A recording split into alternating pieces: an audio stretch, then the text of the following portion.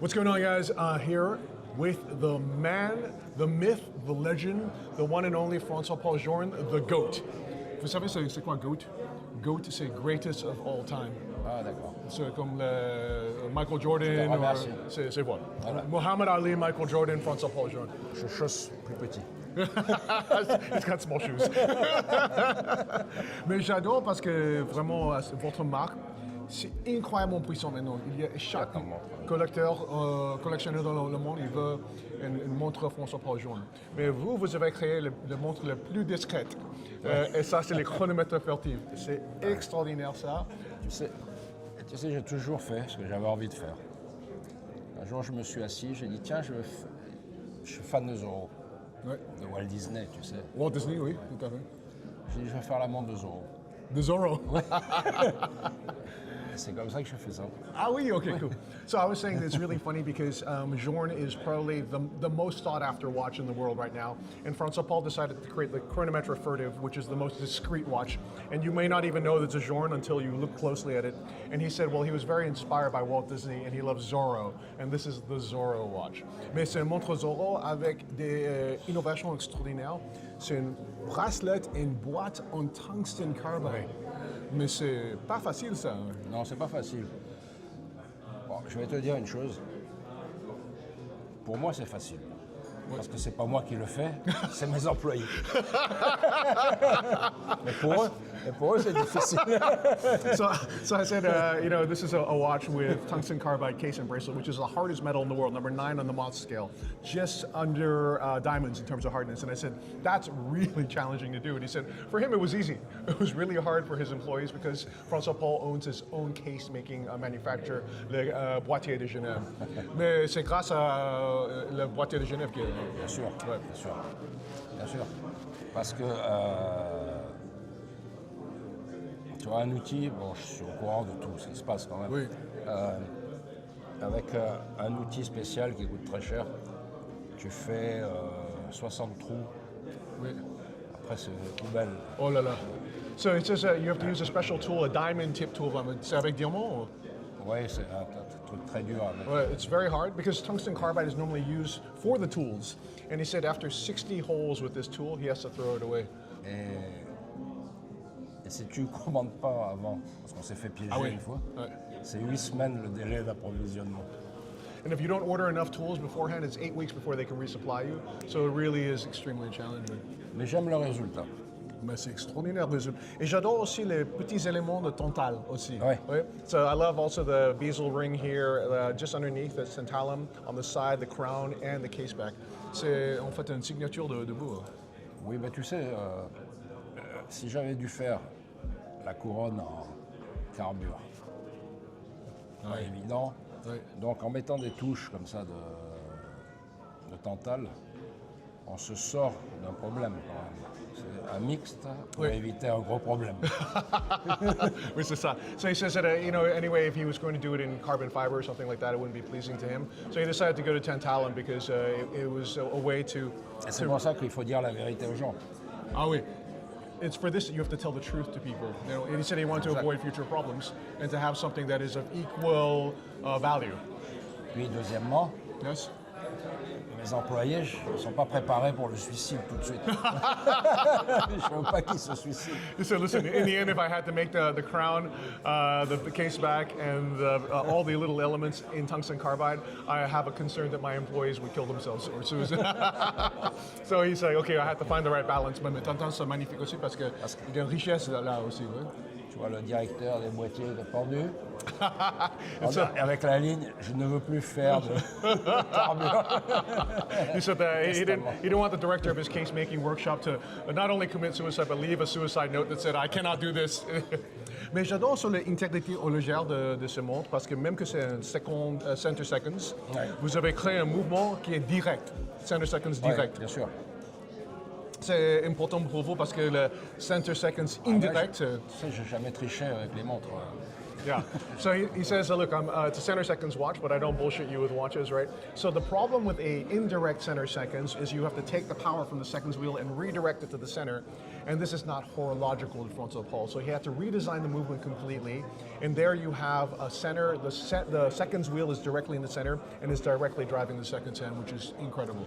C'est d'ailleurs à cause de cette fabrication, pour revenir un peu sérieux maintenant, à cause de la fabrication de ce mouvement, où tu es obligé de faire passer les roues les uns sur les autres et de resserrer le mouvement pour faire la seconde directe, ça te laisse plein d'espace. Ah oui, ok. Et tout d'un coup, quand je commence à décider, je me dis, mais qu'est-ce que je vais faire de tous ces espaces? Et c'est là où j'ai commencé à mettre la phase de lune, le machin. Je vais les remplir. J'adore. He said it's really funny because as you're moving the gear train to accommodate the center seconds wheel, you actually create space in there. And he said, well, actually this gives me the opportunity to put the moon phase indicator on the movement side at 6 o'clock and the power reserve at 12 o'clock on the movement side, which is really cool. And it's another way of the watch being very furtive. It's for you, it's discret. J'étais inspiré parce que j'avais vu une montre d'Abraham Louis Breguet il y a très longtemps, où il avait mis la phase de lune derrière le mouvement. Oh, cool. He was very inspired because he saw a Breguet watch many years ago that had put the moon face in the back. Je me suis souvenu de ça. Et j'ai dit, tiens, je vais faire ce truc qui m'avait tant plu quand je l'avais vu il y a 40 ans. I hadn't seen it in 40 years, but he was like, oh, you know, this is really lovely for me. Mais, you know, c'est intéressant parce que il n'y a pas beaucoup de gens qui discutent, même qu'avec le chronomètre souverain, c'est la première montre avec cette architecture où on cache le rouage et on voit uniquement les barrières, le balance et le roue d'échappement. Et il y a une poésie d'architecture comme ça. Oui, c'est une poésie enfin, c'est pas une poésie, mais c'est un besoin d'équilibrer. Oui. Et dans le chronomètre souverain, je voulais 3 masses. C'est un barillet, 2 barillet, le balancier. Oui. Qui sont à peu près de même diamètre. Oui. Et pour faire une espèce de triangle. Oui. Ah, but this is super cool. So, you know, if you look, so this movement is actually in some ways derived from the movement that we see in the Chronomètre Souverain, which is celebrating its 20th anniversary this year. And these are 2 versions that have been created, one in rose gold, one in platinum, with these beautiful blue dials, with applied indexes, everything in-house at the case making and dial making workshop of François-Paul. And he said, when he was designing this movement, he said, you know, it's funny because if you look at the 2 barrels, if you look at the balance wheel and the escape wheel, if you look at them, they're all essentially the same diameter. You can put them in such a way that they develop a beautiful triangle, right? Yeah. And by that, you hide the gear train. And c'est intéressant parce que maintenant, aujourd'hui, beaucoup de gens font ce type de mouvement, François-Paul, où on cache le rouage. Mais c'est vous qui avez fait ça la première. Ça, j'en sais rien. Moi, je sais. C'est aux historiens de savoir. Et, OK. À la furtive, j'adore ces mots. OK. Est-ce qu'on peut discuter un peu de cadran aussi? Parce que c'est magnifique, ça. Oui. Ouais. Alors, j'ai fait pour la première fois, je fais une seconde au centre. Et pourquoi je fais une seconde au centre? Parce que sur un cadran en émail, on pose vraiment les pieds du cadran à la fin. Ouais. Et il est difficile, comme j'avais fait, tu sais, le Hollande en Hollande, de mettre une seconde décalée, parce que tu n'arrives pas à recentrer après. Et pour la facilité, enfin, pour éviter des pièges, de faire une seconde au centre, m'arranger pour le cadran en émail. Et la volonté, c'était de faire une seconde au centre qui ne serait qu'elle visible. Oui. Pour le voisin, si tu regardes ma montre, tu vois la seconde, mais tu vois pas l'heure. Ça, c'est cool. C'est ça la furtive. Ça, c'est cool. So the interesting thing here is that he wanted to create a watch, and when you look at it, you don't actually see the time, like because you have tone and tone for the hour indexes, and actually even the hour and minute hand are a little bit discrete, but you have the seconds that's clearly visible. He wanted to create this. This is one of the things that he wanted to do, and he knew that enamel was a way to transmit this really well. So c'est émail avec une base de or blanche. Oui. Et puis c'est l'or blanche, c'est fini avec un peu de grenet, quelque chose comme ça. Dessous, non, parce que là, non, l'or c'est le support. Oui, support. L'émail. Après il y a un contre-émail aussi. Contre-émail, oui. Ouais. Non, dessous il est nature. Là, ok. Ouais. Et quand on fait le... Alors, après tu as le polissage de l'émail. Mirror polish. Ouais. Okay. Et une gravure de l'émail qui Oui. est dépolie, Oui. qui fait que suivant la lumière, tu vois les chiffres, Oui. et ce qui te permet de voir l'heure ou de ne pas la voir. De pas avoir. So the whole idea was to create an enamel dial of extraordinary richness, right? So you have white gold, contre-émail, which is like a stabilizer. Then you have the enamel that's built on top in multiple layers. And then you have mirror polishing of the dial, which is actually done by the case-making workshop. He owns both, so he can have a little bit of interface between the workmen there. And then you have laser engraving of the indexes. Now the cool thing about the indexes is they're simultaneously very visible or not visible at all, depending on how light hits them, which is super cool. Moi, j'adore ça, c'est hyper cool ça. Et puis, le cadran est très, très épais finalement, parce que l'émail contre émail, faut de la sécurité, c'est entre 7 et 8 dixièmes d'épaisseur, c'est presque 1 millimètre.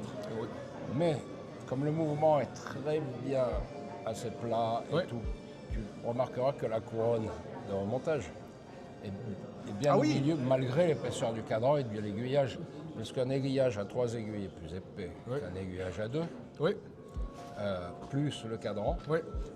Et l'équilibre de la montre se fait toujours avec une couronne centrée. Et ça, c'est... So the interesting thing here about the design of this watch also is that actually the movement is relatively thin. But what you have is a thickness from the enamel dial, and then on top of that you have with a three-hand watch a certain thickness as well. So how you balance that takes a lot of finesse. So actually if you look at the position of the crown, you can see it's a little bit lower, but by the, you know, and François-Paul Journe I think is also an amazing designer. Vous commencez toujours avec les cadrans en premier, oui.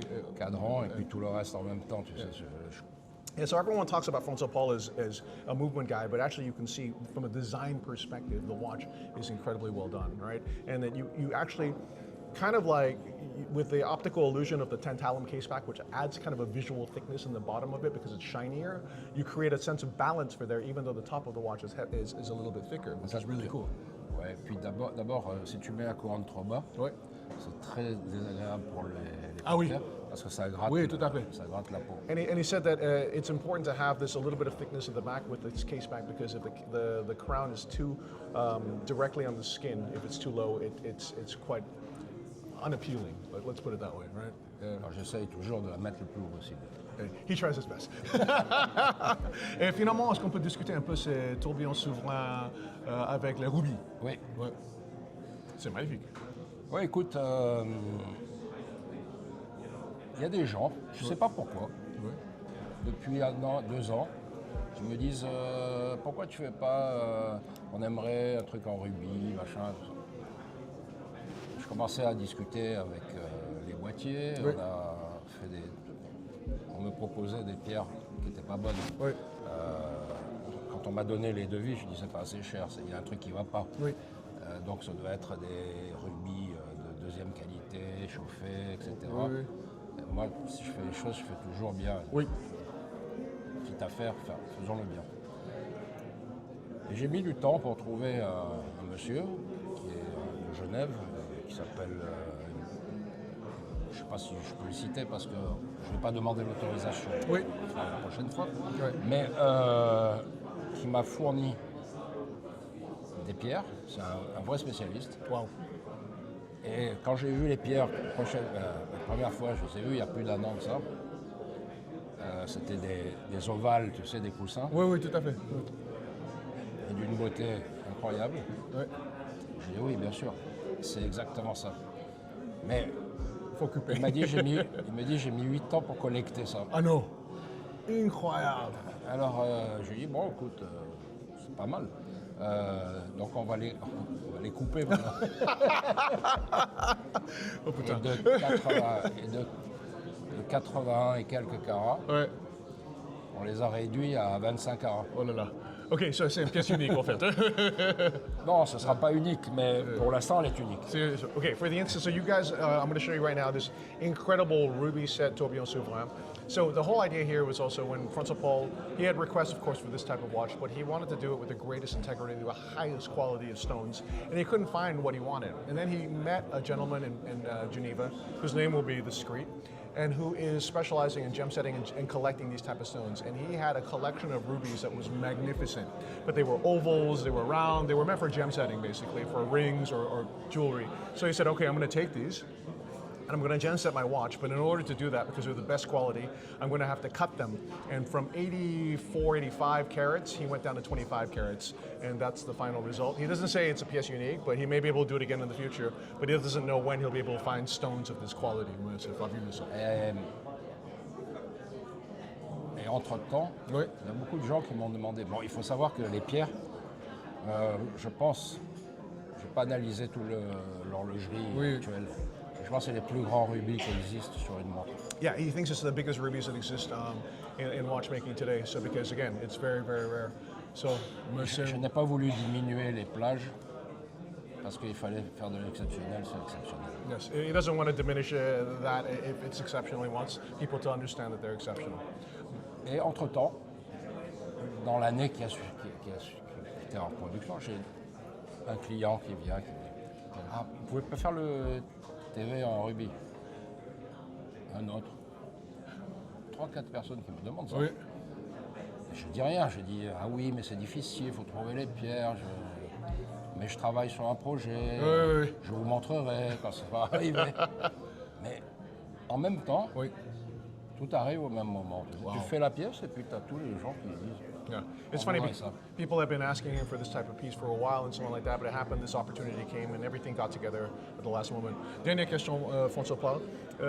Vous travaillez sur votre échappement propre, l'échappement François-Paul Oui, Journe. ça fait longtemps. Ça marche toujours pas. He said he's been working on his own escapement. It's been a long time. It's still not working, but it will because he's amazing. Ça ne veut pas dire que ça va pas marcher, mais pour l'instant, ça marche pas. Mais enfin, ça fait tic-tac, ça fonctionne. Mais c'est pas précis comme je veux. It's not as precise as you like it. C'est basé sur les détentes. Oui, Ok. Et c'est une impulse ou deux impulses? un impulse. Un single impulse, mais shock resistant et touché. Ouais, mais sans ressort. Wow. Cool. François-Paul, c'est toujours Voilà, mais très bon. pour l'instant, je perdais pas. Il faut que je redessine tout, en réalité. He's going to redesign everything in reality. Mais comme on était un peu chargé, j'avais pas le temps. Puis je travaille déjà sur un projet pour 2028. Oh. Voilà, alors j'ai beaucoup de choses. J'ai un projet qui va aller jusqu'en 2030. So he is working on projects up to 2030. So he's a little busy for the moment, but when he has time, he'll work on it.